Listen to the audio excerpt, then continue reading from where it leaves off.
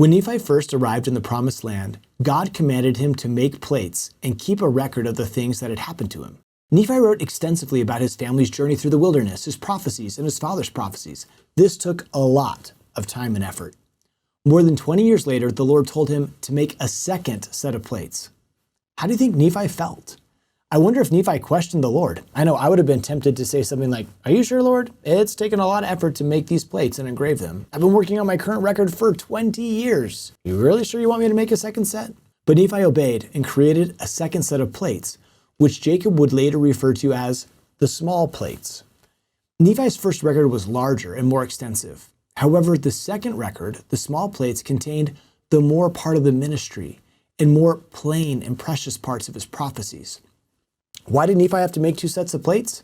He himself didn't know.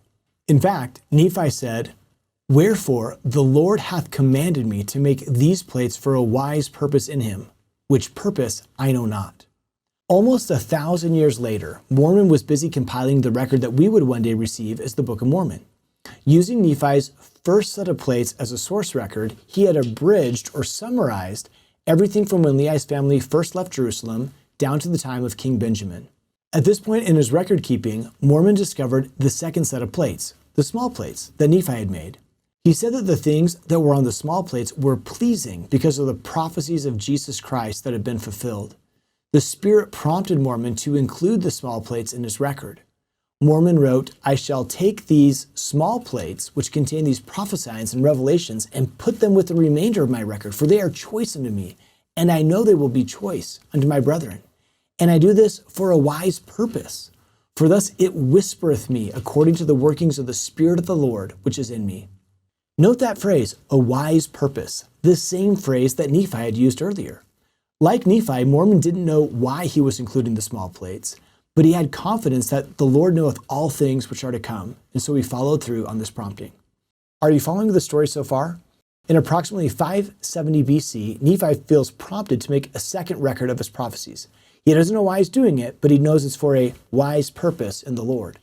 Almost 1,000 years later, Mormon feels prompted to include Nephi's second record. He doesn't know why he's doing it, but he knows it's for a wise purpose in the Lord. Now let's jump forward in time about 1,500 years. It's now 1828. Over the past several months, Joseph Smith had been translating the Book of Mormon and now had 116 pages of completed translation. What they had translated was Mormon's abridgment or summary of the first set of records Nephi had created, covering the time period from Nephi to King Benjamin. A man named Martin Harris had been helping Joseph as a scribe. Martin had also given significant financial aid to Joseph. Martin's wife was skeptical of the translation, and Martin asked Joseph if he could borrow the 116 pages and show them to his wife. Joseph felt uneasy about this idea, but he eventually gave in to Martin's request. To make a long story short, the 116 pages were lost or stolen, never to be found again. What was to be done? The entire record from Nephi down to King Benjamin had disappeared. But the Lord revealed to Joseph Smith at this time, the works and the designs and the purposes of God cannot be frustrated, neither can they come to naught.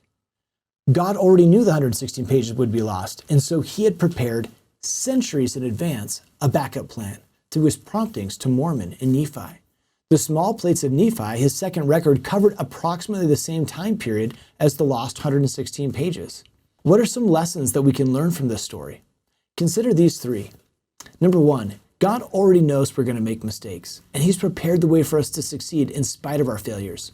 We don't need to be devastated when we mess up. Number two, we should follow the promptings we receive. Because Nephi and Mormon followed through on the impressions they felt, we are blessed today.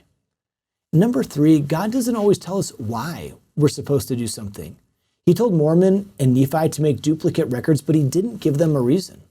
Maybe sometimes the Lord has good reasons for not telling us why.